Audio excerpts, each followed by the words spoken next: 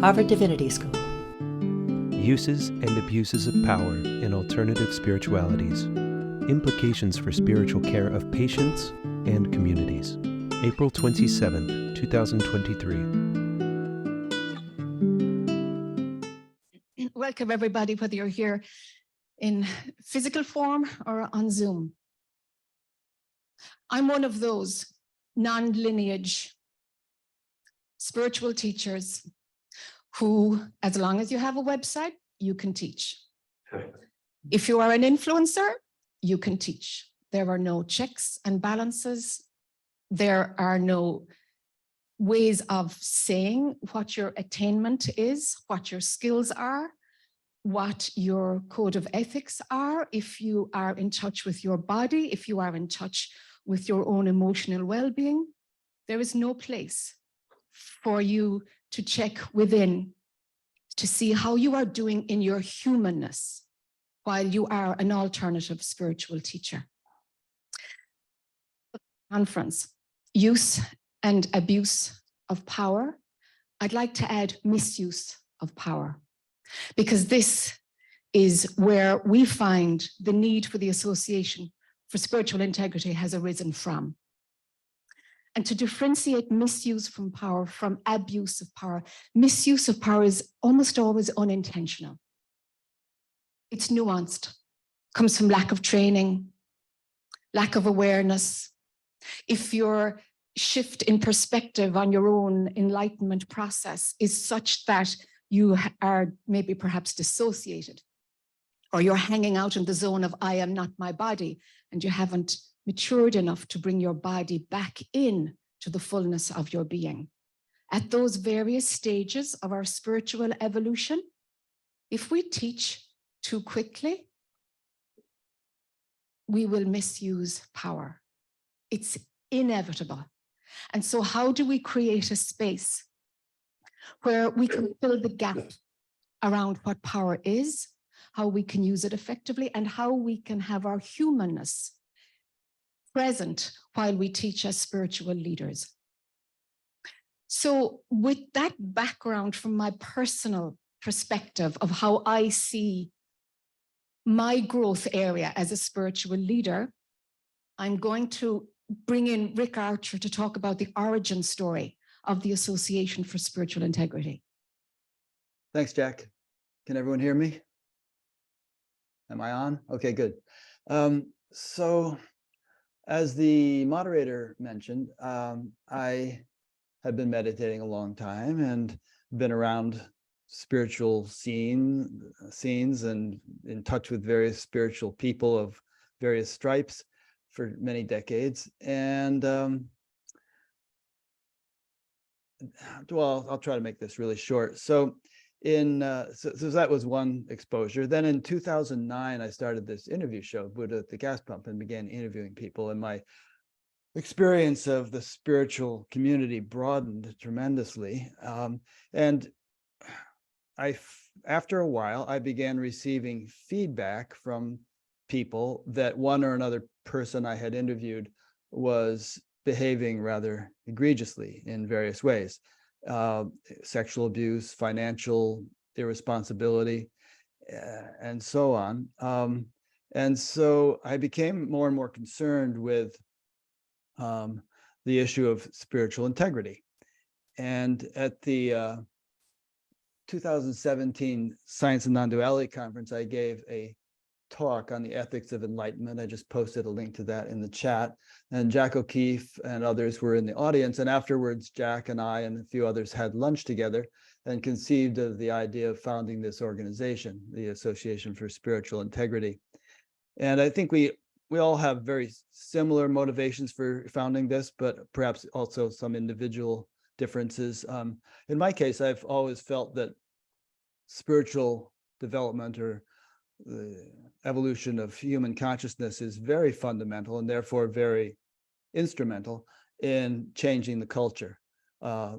It's pivotal, and that many of the dire problems that beset humanity would be diminished and perhaps even alleviated if we all operated from a much higher level of spiritual evolution. And obviously that we could go on for an hour defining what that means. And I felt that a lot of these misbehaving spiritual teachers were undermining that effort. And therefore, it wasn't just, it didn't have implications just for the people they were mistreating, but for the whole human race. I mean, and so I just became very much concerned with the issue of ethics in the spiritual community. And we'll say more about it during the conversation, but that was my motivation in helping to get this started. And I think I'll leave it at that and let Phil say what he'd like to say. Thanks, Rick. Hi, everybody. My background is similar to Rick's. In fact, we were on the same teacher training course in 1970 when we were taught to become meditation teachers. And so I've been involved in the world that we're calling here alternative spirituality for more than half a century, going back to when I lived a short walk from here and used to walk across Harvard Yard into the Harvard Square into the meditation center on the other end of things here, back in the late 60s and early 70s. And then later on, my personal involvement with and my interest in as a professional writer, which I became, I was especially interested in the teachings that came here from India through gurus and Westerners of various degrees of influence, and the impact that had on the American spiritual landscape, which I think in a large way, in many ways, defines the alternative spirituality dynamics. And at a certain point, I wrote a history of how all these teachings came here and the major influencers. And in that context, learned a lot about the abuse and misuse of power among spiritual authority figures, especially my interest at the time, back in the 60s and 70s, when large numbers of people like me and Rick were drawn to spiritual authority figures and putting them on pedestals. And I, in my research, saw there was much more abuse than I realized back in the day. Actually, I'm giving a talk tomorrow morning about that at 9 o'clock, so I'll cut to the chase. Years later, it kept being a source of great dismay when I saw that the lessons I thought had been learned did not really go as far as I thought they would, and abuses and misuses of power continued in the ongoing evolution of the alternative spiritual sector. I had been interested in what happened with the gurus and the elevated spirit and the Buddhist teachers and all those who came here from other cultures. But now it was happening with yoga teachers and independent spiritual teachers who are especially the ones who are self-anointed and lacking, as Jack mentioned, the accountability and oversight that an organization or a lineage might offer. Not that organizations and lineages are any guarantor of good behavior, as we all know, but at least there's some checks and balances. And so this became an ongoing concern of mine. And then when I heard about ASI and what Jack and Rick had created, I attended a webinar where they were discussing their work, and I found it intriguing and appealing. And I made the mistake of making some comments and then was asked to help. And so I did, and we formulated our code of ethics, which we'll share with you all. And then I was asked to join the board, and I said no, and then they told me how much it pays. And I said, well, since it pays nothing, then I'm in. And so I've been involved ever since, helping to grow and define ASI. Yeah, thanks, Phil.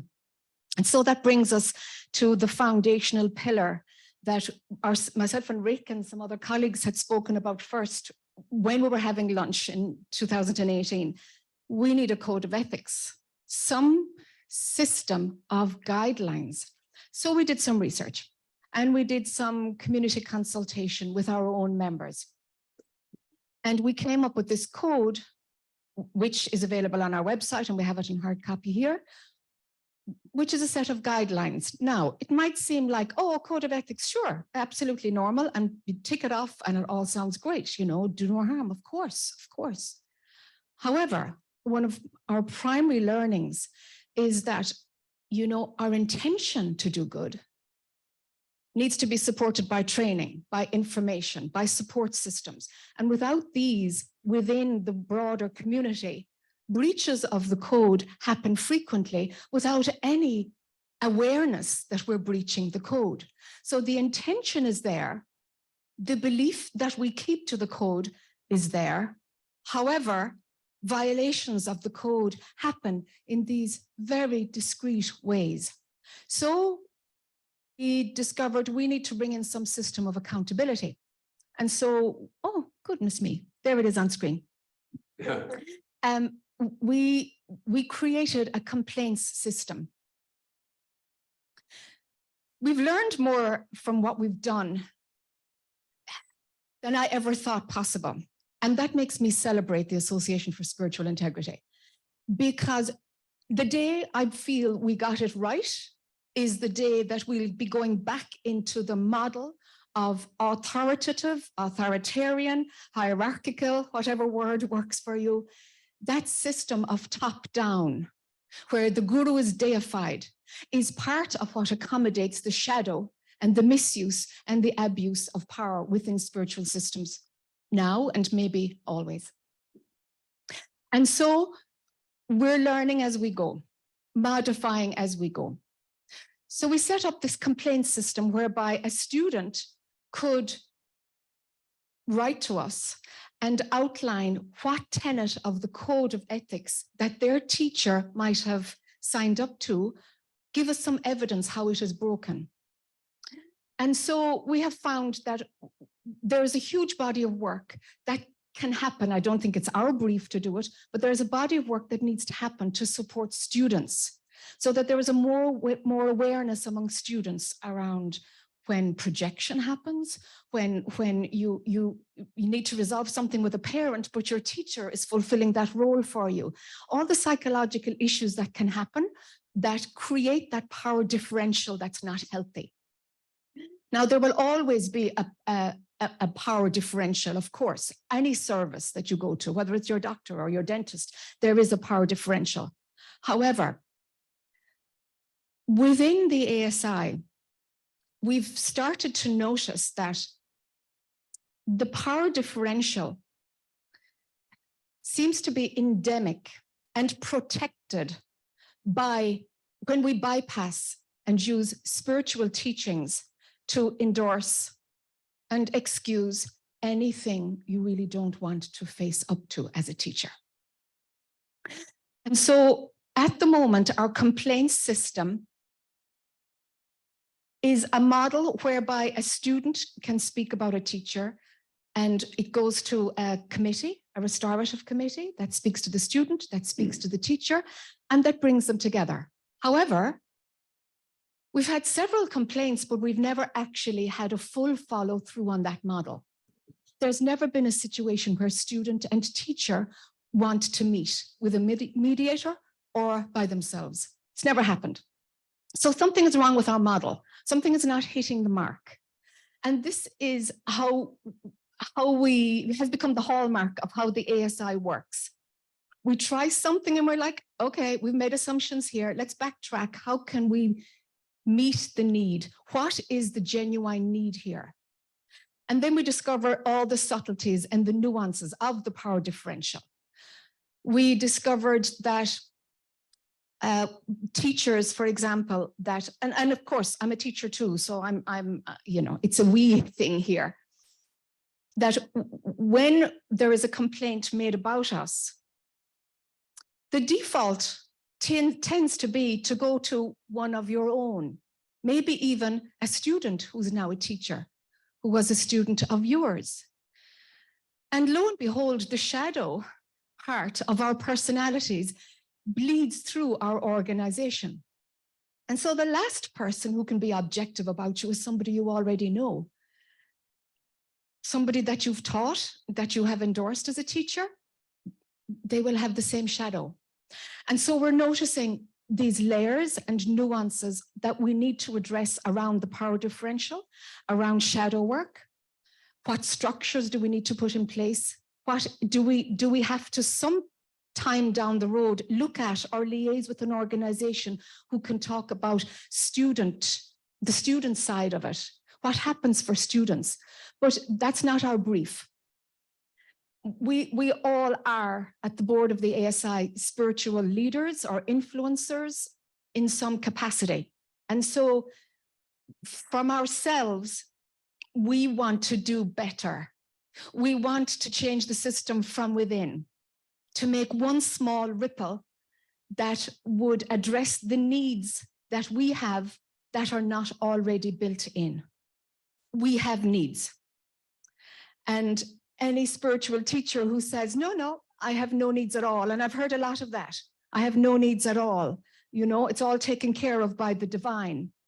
I see a red flag, because sooner or later, as they evolve in their own spiritual evolution, their humanness must come back in. Would you like to pick up there, Phil? Because I could just keep going. I just want to make clear that ASI is a membership organization for spiritual teachers and leaders and influencers, anybody in that kind of capacity, which would include academics, divinity school students, and the like. But it is a membership organization. It's not, there's no dues or anything. It's all free. And so we would encourage everybody to look at the website and see about the membership criteria, and invite people who would like to be part of it, because as Jack indicated, we're a work in progress. This is new. And so whatever we've learned, is in seed form. If we had this conference 5 years from now, we would have learned a great deal more through experience. And we hope that as ASI becomes a known entity and more people join, then we'll be called upon to address things we hadn't even anticipated. And we'll learn from that. Rick, do you want to? Yeah, a couple of things. For one, we have about 500 members now, and we have about 16 organizational members. An organization can join. If Harvard Divinity School would like to join, hey, we'll be fine with it. People often get the impression when we first mention the ASI that we have some kind of authority, that we're going to be, penalizing or revoking teachers' right to teach or anything like that, which we don't. We're not the AMA or any kind of governing body. But we're just trying to raise awareness of the importance of ethical standards in the spiritual community, because obviously anyone at this conference, and we included, are, the spiritual community. What it's trying to do is very precious to us, and we don't like to see it spoiled. We don't like to see innocent, none of us like to see innocent, sincere seekers disillusioned by some kind of mistreatment by a spiritual teacher. And one point I like to throw in is that everybody is a work in progress. You know, Jesus said, "Be ye therefore perfect." I'm not sure quite what he meant. I mean, Saint Teresa of Avila said it appears that God himself is on the journey. So she might have been implying that even God is learning and growing. I've never met a perfect person. If any of you have, I'd like to know about them. So we're all capable of screwing up. We're all capable of. Padmasambhava, the great Buddhist sage, once said, "Although my awareness is as vast as the sky, my attention to karma is as fine as a grain of barley flour." In other words, he was saying, yeah, I'm cosmic, but I could mess up, so I have to be very careful. And so I guess I'll just leave it at that, keeping the comment short, but I just want to throw in those points. You guys want to pick it up? We're very open to a conversation. Q&A is one model, but a conversation is more of our ilk. And while we're waiting to see who would like to speak with us, I can talk about peer support. Oh, okay. Yes, please. Question, because I came in late. I think if people want to speak in the room, they should go to the podium or take the mic. Hi, sorry for coming in late. So maybe it was answered before I joined. I'm coming from Israel. So my question is this organization just American-based, just English language-based, or is it open to other languages, people who don't speak English? I mean, I do, but not everybody. Yeah, we operate through the language of English, but it's non-denominational and our membership is all over the world. Anybody else in the room want to say something before we open it up to the online world? And I just want to add that online or otherwise, let's all keep our comments or questions fairly short. No pontificating. Not that anyone has done that so far. So your growing edges on how to,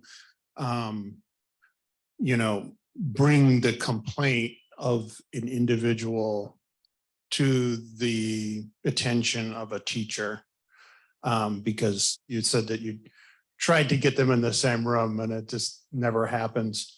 And,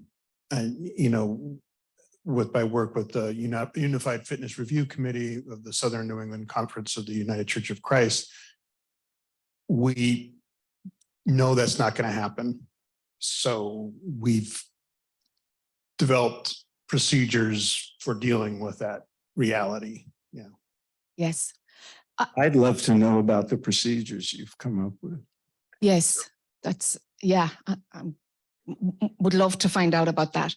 Where we're oriented towards is creating a new normal of where it's safe for teachers to speak in a human and vulnerable and open space, so that our human evolution is recognized to be the perfection, because it is evolving. To pick up Rick's theme there of perfection, the perfection is that it is evolving continuously. But the divine perfection of that space within, or wherever it is for us, includes the imperfection of how we show up in manifestation. So can we create an environment of where it's safe for teachers to be vulnerable and open, where they can take off the role of being a teacher and be simply human? I thought, I must own this piece, I thought, yes, I can hear lots of my colleagues saying, I've nobody to talk to, I've nobody to talk to. And so we are in the middle of our second pilot of peer support initiatives, creating small groups of 4 to 6 spiritual leaders in a lightly facilitated gathering to meet every 2 weeks for 8 meetings. Most of the groups want to continue. We're almost at the end of the second pilot. We have found that there are 2 strands. Many of the groups are very comfortable talking about, well, how do I market? And do you have insurance? And we've discovered this whole practical realm of the absence of training, the absence of how do you manage? How do you do this? what venues really work well for you to teach in. So there is a business side. And then there are some of the groups have naturally gone into what we hoped the peer support initiative would be, which would be a safe space to be your vulnerable human self and let it all hang out. That's where the transformation happens for us. We might have to, do more of the business training in order to create trust, because I think as yet, what our biggest obstacle is that we are seen to be unsafe because there is nothing like us out there. And if we're looking at this non-hierarchical model and we are looking at teachers wanting to do better, because that's what we are, we're from within our own sector wanting to do better, that model doesn't exist. And so looking at what are our needs and how do we create systems and structures that respond to our needs in the most sensitive and authentic way possible, then we can make a real change, because we're evolving our maturity as human beings. That's the part that initiates or is the seed of a misuse of power. So we have a few layers there, the peer support, the second pilot will be finished, I suppose, maybe during the summer. It's really interesting that most groups want to continue beyond the pilot. We have about 45 people involved in this pilot, 8 different groups, which is really encouraging. So we'll have a lot of data there around what does peer support for spiritual leadership look like? Can we find a good evolving model for peer support? To satisfy that need, there is no one that I can talk to. That's a very real need. How we get to spiritual leaders who believe it's unsafe, I'm really not sure yet, because that's about our own emotional well-being of just feeling unsafe in the world. And there is no place quite like non-duality to hide from that and to deny that. I'm not my body, I'm not my mind, I'm not my thoughts. And for me, without a connection to your own physical form, you cannot feel when you're out of integrity. You cannot. And so many teachers are teaching too soon. They've had a shift in perspective, but they haven't gone into their humanness, or they didn't have the skills there in the first place because of not doing enough tidying up. Yes, lots of questions. I want to address some of that. Couple of things. First, with respect to the complaints that initiated this, we have to acknowledge that our experience has been very limited so far. A lot of the complaints that we get are from very angry and wounded people, but sometimes they won't name the teacher involved, in which case we can't do anything, or they name the teacher and the teacher's not a member of the ASI, and so we can't even exercise whatever checks and balances are available to us.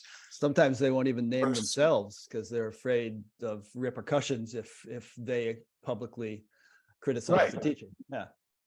And so we have to acknowledge that with respect to the peer support system as well that Jack just described, the people who recognize that they can benefit from such a thing are not the people who are most likely to abuse and misuse their power. It's the people who don't think they need anything and are above all this and don't want to be held accountable that usually cause the most problems. And there's not much we can do about that. But I think one of the critical issues before all of us, not just the ASI, but everybody who's concerned about the abuse of power and have therefore attended this conference, is to educate spiritual seekers and students about what to look out for and what the warning signs are, how to protect yourself from being vulnerable to abuse of power, how to recognize it when it comes up. That's an educational process that's beyond what ASI is yet set up to do, but I think in something we should all be working together in some way to facilitate and make available to people. I think a lot of that has been done inadvertently because we know a lot more about these things than we did 40, 50 years ago. And so people are better educated. I mean, when I was chronicling, abuses of power among the spiritual teachers on pedestals, there was no Me Too movement. There was nothing. So, people are much better equipped now, but still these abuses continue. When we do get a complaint and it's about somebody who is a member, we do have procedures, and those are works in progress that we're doing our best to be supportive of the people who feel abused, at the same time being fair to the people they accuse and make sure, the accusations are above board, and, it gets quite complicated. But, and that's one of the reasons we want to expand the membership so people can contribute to the perfection or the ongoing, not perfection, it'll never be perfect, but the evolution of what we're trying to accomplish. There's a few questions and points that have come in the chat. Someone asked us to mention the student guidelines. I just put a link to that there. Angela Golat is asking about devotion to the spiritual teacher being essential in some, lineages. The yoga parampara, direct knowledge transmission from teacher to student, and reporting and oversight processes are often complicated by conflict of interest, as well as willful hermetical ignorance in response to reports of harm by the guru. What kind of process do you sense might address such complications? You guys want to answer that? I have given away my microphone, so let's see. Go first.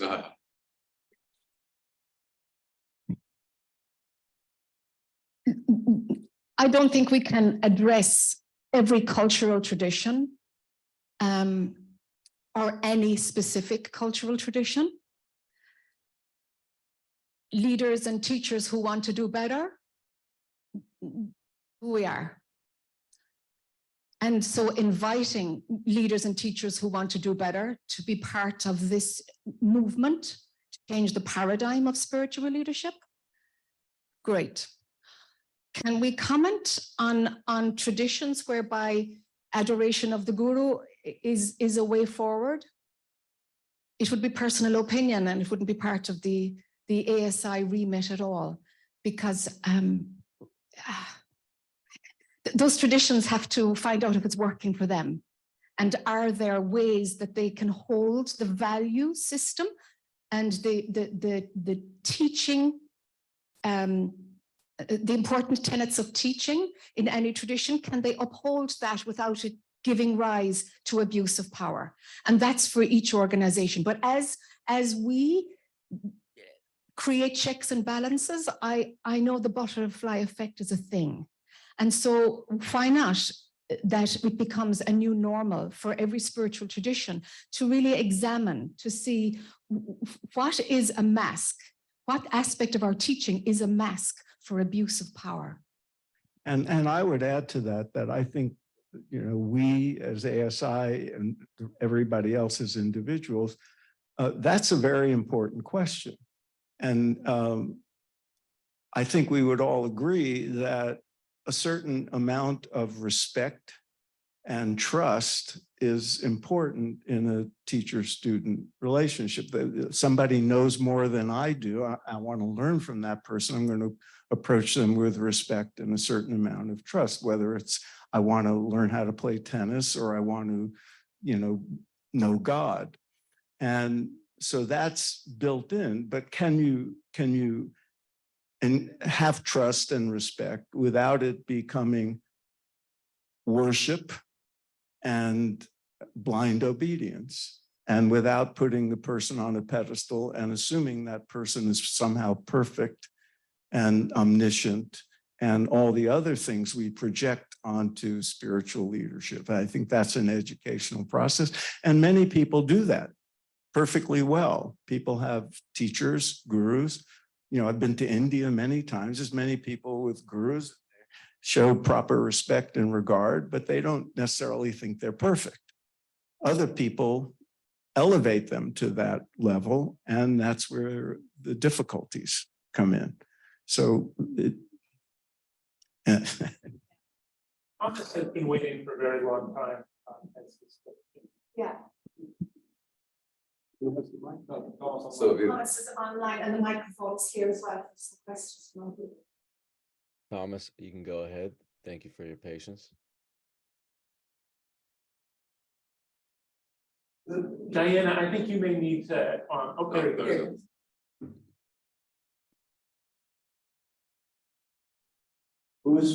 What's happened? Thomas is trying to ask a question, but it seems like he doesn't have time because he's unmuted. Thomas, are you there? Well, why don't you? While we're waiting for Thomas, someone else had a question here.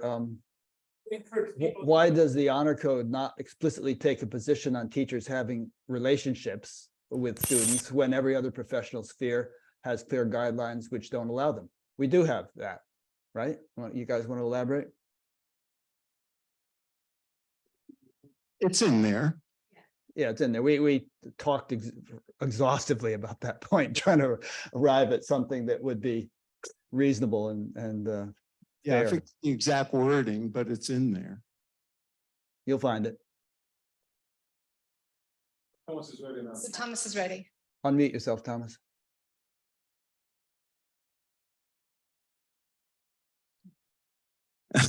Still having trouble with Thomas. Let's get somebody in the room. Well, we've got too many people talking at once. People in the room to stand next to Jack and Philip when you speak so the Zoomers can see you. All right, we got a question from the room or a comment. So in the model that you've described for the organization, I'm wondering where you take into account that the students might have some psychological issues and therefore their feedback is, comes out of their personal issues. Yes, it's certainly in the mix.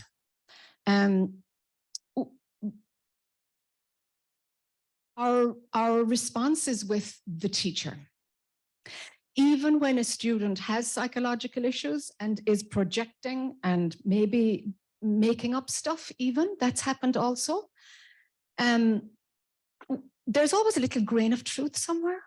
There's always something to be learned by the teacher, just something, where they can become more skilled around maybe even noticing the psychological well-being of their students, of protecting, finding that there is certain material that's appropriate for the psychological level of one student that would not be wise for another student. And so there's always some learning for the teacher. It's not about blame or that the teacher got it wrong or the student is, shouldn't be with a spiritual teacher. It's more about let's kind of feel in to see what's the learning for everybody here, because it's a culture, I suppose, of growth.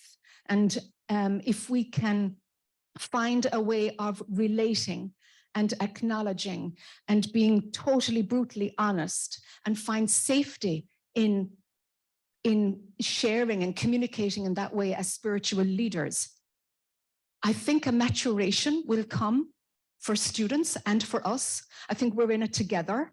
We're supporting, at some level, we're supporting these blind spots that exist for both teachers and students.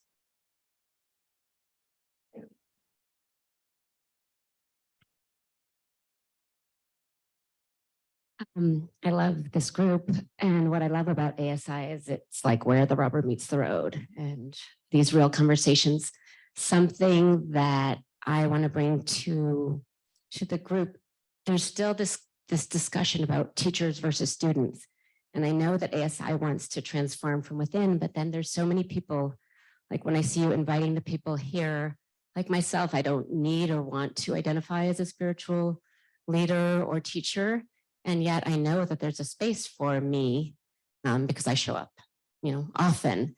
So this is a challenge because we're challenging this hierarchical model, but still making this big distinction about teachers versus students. And then there's the great gray zone. And I want that gray zone to be included so that ASI can have a greater reach and impact. Someone named Deepa on the chat just asked the same question as Mariana just voiced. She said, is there a peer support group for students who have suffered from abuse of power from spiritual teachers? It is such an isolating experience. Where are the resources to get help? You were touching on all the points I have been reflecting on, but I don't know where I can find community with whom I can discuss these very subjects, heal, and learn together. Once in a blue moon, I find a YouTube video that helps, but no community. Yep. And, you know, we're not funded. We get random donations. We're doing this on our spare time because we all have full-time jobs. And we're doing what we can. And there is so much to be done. And yes, there is an absence of supportive communities. Sometimes I think that's a very important need. I don't know that ASI is equipped to provide it. Maybe 10 years from now, when a foundation steps up and we have proper experts to create such a thing, but somebody should. And, you know, I hope somebody does. You know, that's a terribly important process. And there'll always be teachers and students. I mean, my God, that's just how things are. Like I said before, if I want to take tennis lessons, I'm going to find a teacher. There's people who know things and people who want to learn things, but it doesn't have to be just because it's in the spiritual domain, that devotion and trust and respect has to escalate into giving up one's will or one's agency and one's power. That is, you know, where things get dicey, and there are traditions that encourage that. You surrender to your guru, and love and devotion to the guru is the portal to divine love. But, you know, people have to be educated that there are ways to do that without giving up your own personal power and agency.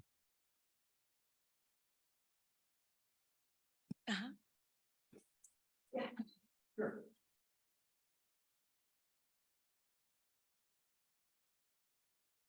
I had Card, I'll be in touch with you because I somewhat understand some of this. I had a long-term connection essentially with Bhagwan Vaishnish, and I helped a good friend of mine reintroduce herself back into society after she had been seriously injured by being raped by L. Ron Hubbard. At any rate, my own things, I went to the divinity school, but I also went to the Harvard Business School. And if I can be of any help to you guys, I'd be glad to do that. Thank you, Laura. One initiative that I just want to mention briefly is that one of the things that guides us forward is what's the need that's not being met, which gives rise to a teacher misusing power. And we've discovered that, yeah, the code of ethics is not actually understood. It means upping your game for members, and you know, it is ticked off as though it's just a checklist. Have you had your COVID test? It's almost like that. Without thought, it's being ticked off. And so what we want to introduce is informative videos. And it's funny because the sexual consent question has come up there twice. And I would like us to put some, you know, thought into having, this is what this tenet of the code means. This is what it's asking of you. And in this way, we're, I suppose, introducing training to spiritual teachers. And we do live in a culture where do I get training? Where do I get support? So responding to the needs, identifying the needs, responding to the needs is guiding our way forward to fill the gap, you know. Did you have your hand up? It gets very dicey and nuanced to, you know, you asked about, she asked about the students' own personal issues, psychological issues entering into the complaint process. Well, we, in our own limited way, have already seen it, and I've seen it over the decades I've been involved in this space of people making accusations, and then when you dig into it, it's like it gets very nuanced and very complicated. We've had people say, this teacher violated this number, this and number that of the code, but we can't get them to explain exactly how that happened, you know, and it's a delicate balance we're trying to take in having our own integrity as as an organization. Jack and Phil, I'm thinking it would be really cool if we had a follow-up to this talk on through an ASI meeting. So, because a lot of interesting comments are being posted in the chat, which we don't have time to raise. And if those who feel passionate about this were to join the ASI, we could have a follow-up meeting and publicize it to all of our members, and then have an at-length discussion about a lot of these points, even a series of discussions. Yeah, let's do that. We have an open webinar for members and friends every 6 weeks or so. And so go to the website and register, and let's make the next one a follow-up to this. Yeah. The amount of spiritual bypassing is quite extraordinary. And I suppose that's kind of a note to all of us, is how do we manage that phenomenal world lens of perception with that other lens of perception inside that has another wisdom? How do we do the fully divine and fully human at the same time and honor both without one superseding the other, without one being of higher value? And the lack of maturity that happens when somebody is teaching too early. That's what we tend to do, is we tend to, our default mode network, our neurobiology has taken a shift. And so the separation lens of perception is not so active. And it's very easy then to add in the chemicals of power, where your cortisol goes down, where your dopamine goes up, where you're looking for reward. Together, you have at least misuse of power. And we simply don't know enough about the neurobiology of power, of what happens when your default mode network, that self-referencing network, becomes less dominant, and you're not stabilized enough to actually bring in your humanness. You're teaching when you're from that non-dual lens, for example, you're teaching from there and you're dismissing the dual lens, which happens in some teachings, but it's not a way to live. It's not a way to live. It means you're denying your humanity and the place of where we relate as separation. And can we wait as teachers? Can we wait to when we're able to be fully divine and fully human and honor and respect the human differences and not see everything as the student's ego, but actually bring our own self into the checks and balances and inquire into see what is really going on here? What are the nuances? Can I sit with this and see where is my part in this?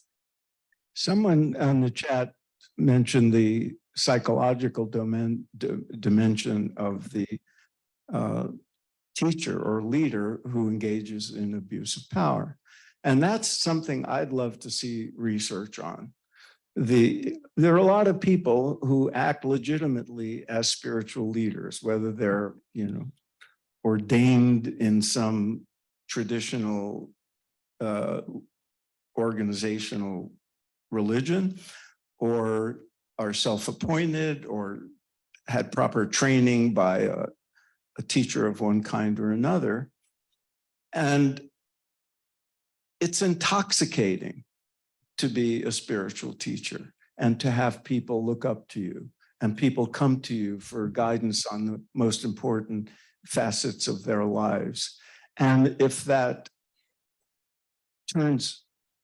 goes up another notch and people seem to adore you and people seem to elevate you as some special person blessed by God or of who has achieved a certain level of spiritual awakening or enlightenment, that's even more intoxicating. And if you're a young man and some of those people are women, it's even more intoxicating and things happen. And then you want to be more successful and you want to earn a living at it. And then the potential for not just sexual abuse, but financial abuse enters into it.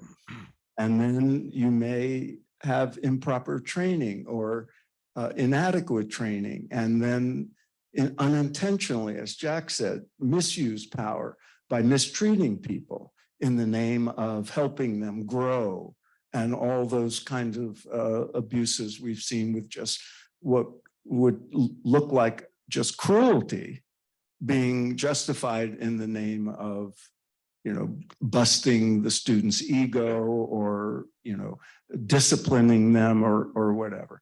So who becomes a spiritual teacher of some success and has students and can handle it with humility and grace and dignity, and those who get intoxicated by the privileges and the